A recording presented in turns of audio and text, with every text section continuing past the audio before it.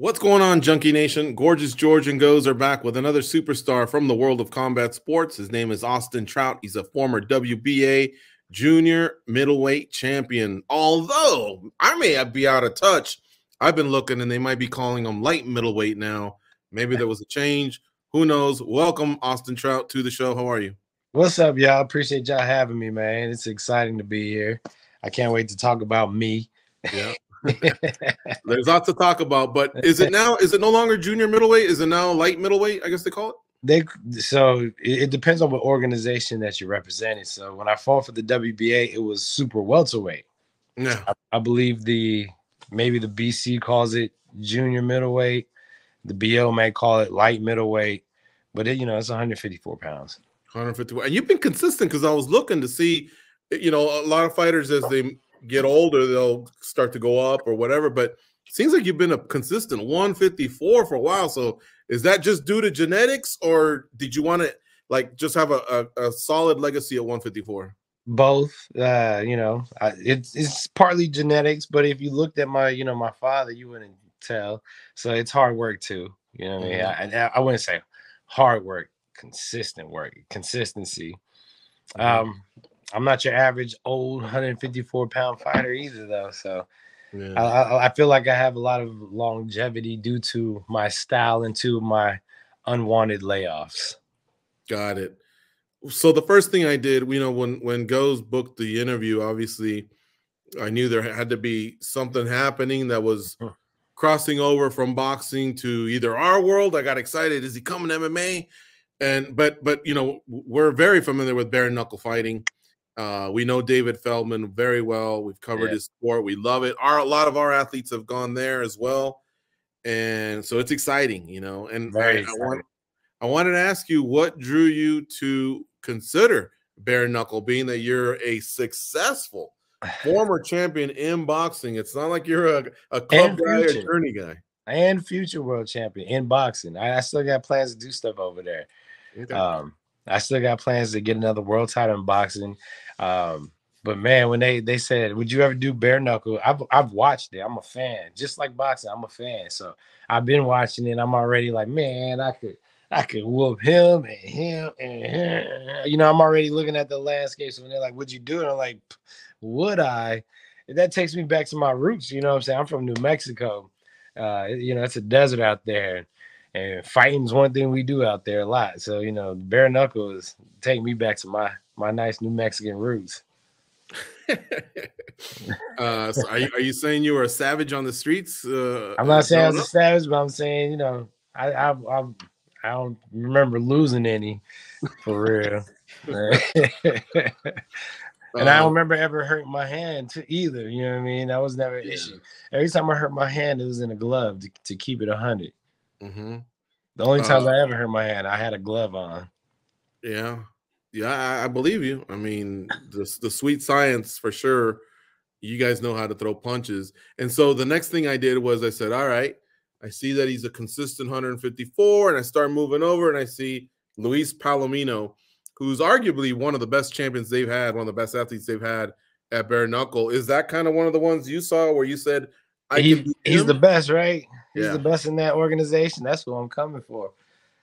Let me get my feet wet, Luis. And I mean, he's had a good run, but he ain't fighting nobody like me, nor would he until I step in there. So yeah, that's the one. That's the one. Yeah, he has 2 titles. He's a champ over there. Okay, like 4 or 5 title defenses. So he arguably is their GOAT. Man, right away, I'm fired up. But you said you want to have. We won't call it a tune-up because that can sound disrespectful. You just want to have a fight with somebody before you get Luis? Well, yeah. I mean, what kind of hype would that be if I just jump in there, raw dog, and then knock it down Luis? Won't make no money doing that. So let's get a couple of hype-up fights and get a showdown set up.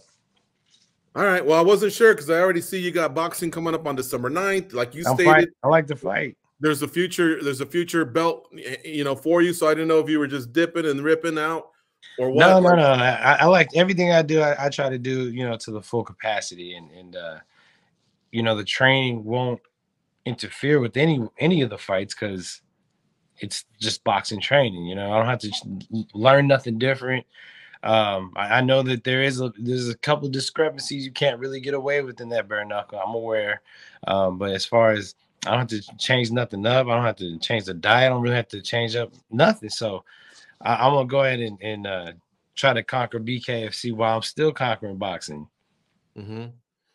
And how soon do you want to do that? Obviously, 2023, right? But like first quarter, or do you need to work a little bit and get ready for this? Get your hands. Well, I believe my first fight is going to be in February, so I guess first quarter would be cutting it close since I'm only gonna have one fight by that time. So I'm thinking mid to late 23.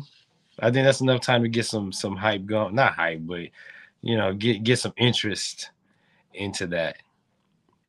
Austin, so you said you watch it, you're a fan of it. But are these still kind of like new waters, or have you already kind of seen a blueprint of what you need to do here to be successful in the sport?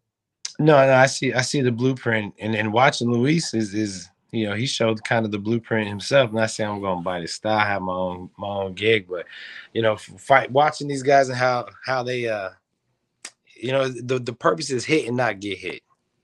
That's it. I'm very good at both, at hitting and not getting hit. So, I think I can be very successful in this game. So, Austin, you get your first fight, you win, you would face Luis Palomino. If you win that fight, you would hold gold already around your waist. Is that kind of the definition of conquering that sport? Would you want to keep fighting after that? Yeah, I keep fighting because say we have 2, 3, 4 fights and I have the belt. If I just walk away, there's nobody's gonna remember that. I gotta, maybe go and find another belt, another weight class, something to be memorable. In boxing, I wanted to be the undefeated world champion. Unfortunately, the undefeated part didn't happen. I was close to undisputed, but I was a world champion. So I'm gonna put my heights very high in the BKFC as well. Because in boxing, I'm gonna be a 4-time world champion.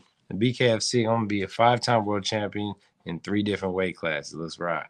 Because I can go down too. I can make 47 or whatever, down in the 40s as well. So when you pick up the phone, all right, to maybe pick somebody's brain about somebody that's already done something like this, I think of somebody like a Palomino that came from the boxing world, but at the same time, he didn't have success in that fight. So who would you pick up the phone and talk? Would you talk to a boxer? Would you talk to somebody that came from the MMA side? Would you talk to somebody that's kind of done both? Who's the best guy to really pick their brain on? The best person to talk to is somebody who's actually done it and has been successful in it. I think, I will holler at the Juggernaut. He seems to have a good hold on this game. He would be somebody I'd like to talk to. Now, there was going to be a big fight involving Luis Palomino. We're going to be transparent, though, here. We know Luis from MMA, from covering him in MMA. We've done a military visit with him. I know you're big with the military as well. Parents, but his mom is Peruvian. Well, he's from Peru, actually. So's ours. And when we talked to David Feldman a few months back, he had talked about wanting to take the show to Peru with Luis, maybe a stadium, maybe an arena. Who knows what they wanted to do, right? Something like that. Would you want to fight Luis in the home country of Peru? I'm your Huckleberry. Yeah. Oh, yeah. I love to travel and fight. That's two of my favorite things. I would love to go to Peru. I've been around it, ain't been there yet. So to go there and to make some history for myself, and give the fans in his hometown, his home country, a great fight. How many people have been trying to bring events to Peru? I'm with it. Let's go. Oh man, that's music to our ears right there. Let's go. Yeah. They can check my record, man. This is what I do. I go in people's backyards and make my name.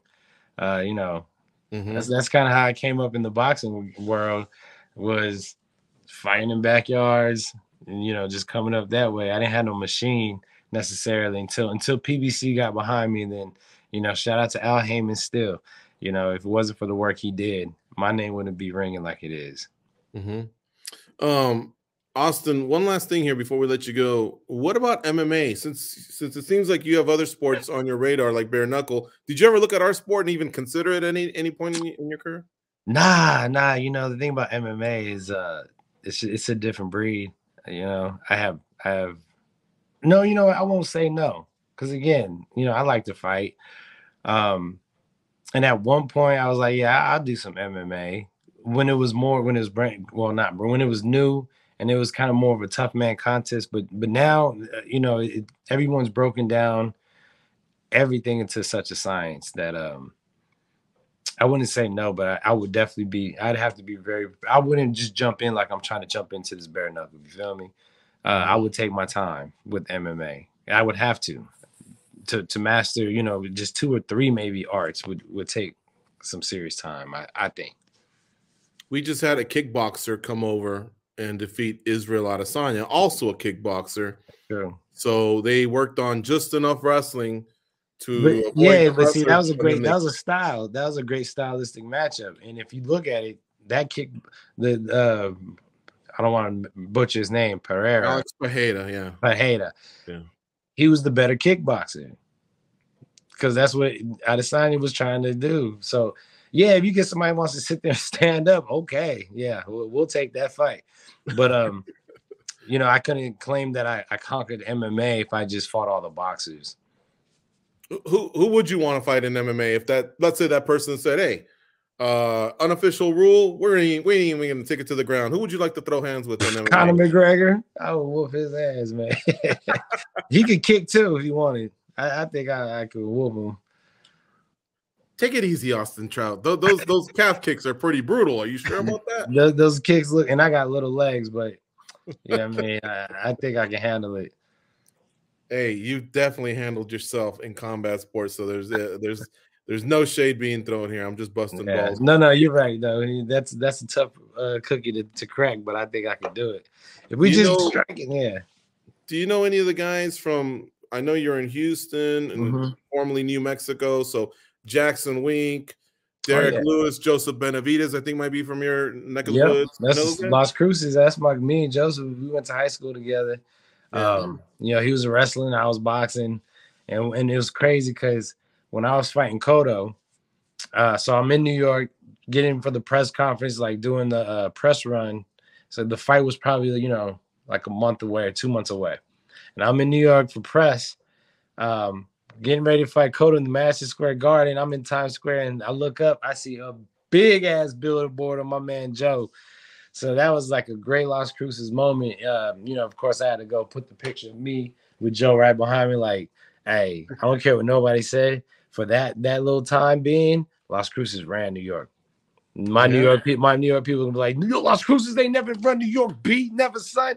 But yeah, we took over New York for just that moment. You know what I mean? But just for that moment. So shout out to my brother Joe Jitsu. Follow him. He's good peoples. You know, again, Albuquerque's full of great fighters. Carlos Condit, I've been blessed to share the ring with him, working hands, of course. I was like, bro, we could wrestle if you want after this. He's like, nah, that's not what I'm here for.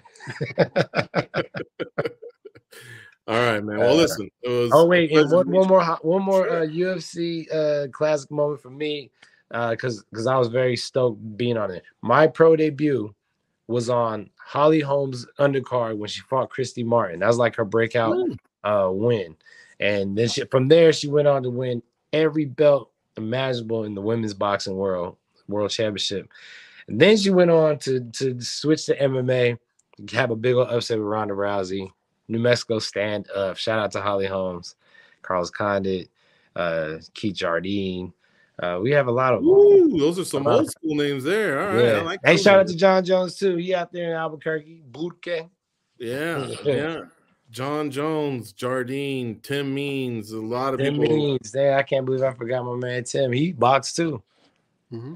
Yeah, he's a tough guy, man. He's tough. You know what? Tell me, what is it about New Mexico when we do have these guests in studio? They always deliver with the street fight stories. What is it about we fight? I'll tell you how we fight. Nobody just goes, "I'm good, peace out." Nah, it's not. And well, again, times have changed. Everybody ain't fighting like they used to fight no more. And I think that's nationally, but I just remember fist fights was a very common thing, and get beat up, whatever. I'll see you next time, or maybe not. I might think about it. You know what I'm saying? But you had a chance to think about it. So there's a lot of desert. So, it's like, go meet me in the desert. Let's go handle this right now. I think it's because, what they say? There ain't nothing but space and opportunity. That's why there's a lot of fights. There's nothing but space and opportunity in New Mexico. And you're going to run into somebody. You know what I mean? It's a small town, usually a small city. So you're going to see somebody a few times. Maybe that day, you're like, bro, this is a sign from God. I need to whoop your ass. This is the third time I ran into you. And every time I just got madder and madder. You keep looking at me like, let's go fight. You know what I mean? It was cool. I don't regret how I grew up. I wish these kids would learn to take an ass whooping today. Mm-hmm. Mm-hmm. Anything goes in the streets, right? Yeah, for the most part. I mean, what happens if I say that meet me in the desert, and then I go, hold on, let me tie my shoes, but then I grab a handful of sand, boom, get you in the eyes. All right, that'll work. Is that a punk move or a little bit, but that's not as bad as like picking up a rock and hitting somebody in the head with it. You know what I mean? Yeah. Like, all right, that was a whole move, but I'll be okay from that. Like, oh, you bastard, I'm gonna make you eat that dirt. So like anything goes, but again, there's still honor amongst these, or honor amongst fist fighters. We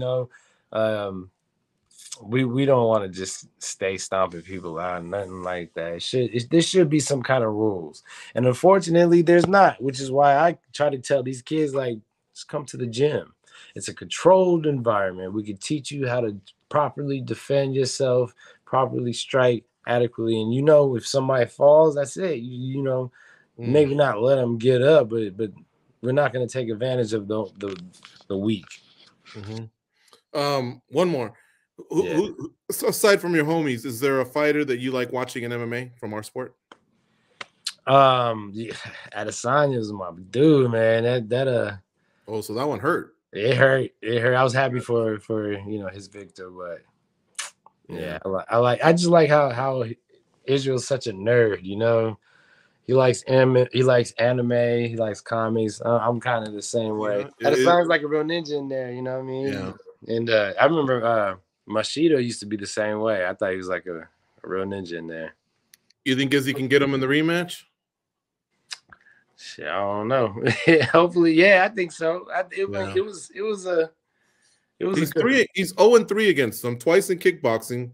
See. But he's fought really well in all three. Yeah. And in this one, he was up 3-1 going into round 5. It was a good fight. Yeah. Some people just have your number, though. That's kind of how Vernon Forrest was with Shane Mosley. He just had his number. Mm-hmm. So, I'm not really a betting man, so I'm not gonna put no money on Izzy, but I'm cheering for him. All right. Well, we're cheering for you.